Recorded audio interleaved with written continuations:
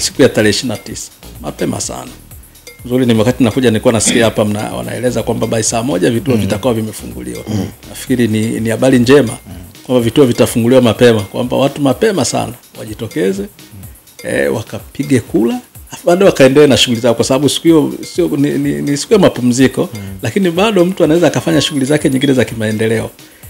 Ni vizuri watu wakajitokeza mapema sana, mfano hawa bodaboda akajitokeza mapema sana akaenda akapiga kula.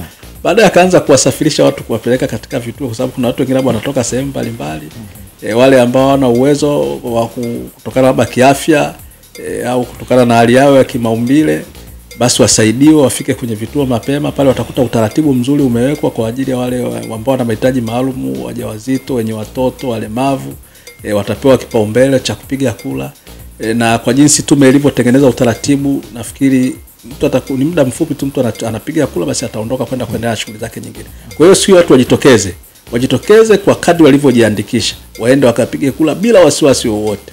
Ulinzi, jeshi la polisi tumejipanga vizuri, vyombo vingine vya ulinzi na usalama na wenyewe ambavyo ni wadau wa amani, wadau wa usalama, nao wako vizuri.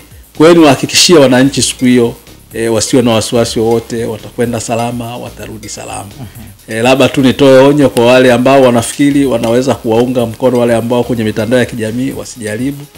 Kwa sababu akijaribu atakachokutana nacho siwezi nikakisema. Kwa sababu kitakuwa ndani ya mujibu wa sheria, lakini kitakuwa kidogo tutakuwa wakali. Kwa sababu kama ninavyosema, amani ya nchi sisi tunailinda kwa wivu mkubwa, na Watanzania wanajua umuhimu wa amani ya nchi.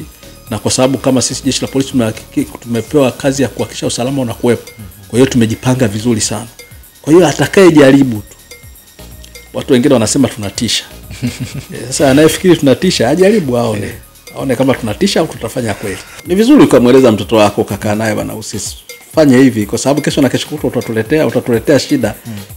Utaanza kusema sijui maana ratiba ya wewe kwenda sokoni, kwenda hapo, unaanza ratiba yako wewe kuanza kumpelekea mtoto wako chakula polisi, au kumpelekea mtoto wako magereza. Kumbe muda ule ungetumia kwenye kufanyia shughuli nyingine. Wakati mwingine unajua tena hayo tunasema haya mavurugu, inaweza katokea mtoto tena akaumia. Akiumia manake sasa baada ya kwenda kufanya maendeleo unaanza kwenda hospitali kwenda kumtibu mtoto wako. Ndio unasema kwamba mama mkanye mwanao, yani mueleze, ongee na mtoto wako yapi mazuri ya kufanya na yapi mazuri sio ya kutokufanya. Kwa hiyo hata hii tunazungumza kuhusiana na mambo ya mitandao ya kijamii, ni vizuri wazazi wakaongea na watoto wao jinsi ya kutumia mitandao hii. Ni mizuri kwa ajili ya maendeleo, sio kwa ajili ya kutuharibu. Hata picha unazokaa unaangalia, mambo unakuwa unayaona, lazima uyachuje. Ni mambo gani ya msingi, au mambo ambayo unaposti kwenye mitandao. Tunaona watu wamekuwa kidhalilika sana kwa sababu ya hizi simu zetu. Unaweza kukuta mtu alijipigia picha mwenyewe akijifurahisha, kumbe na kesho kuta imeanguka kwa mtu, zile picha zimeanza kusambaa. Ndio ile mnasema jamaa, mbona huyu ana trend, kumbe tayari ni kwa sababu ya matumizi mabaya ya nini, ya mitandao. Kwa hiyo jukumu la wazazi kuhakikisha wanaongea vizuri na vijana wao, watoto wao, ili kuhakikisha wanakuwa katika maadili yaliyo mema.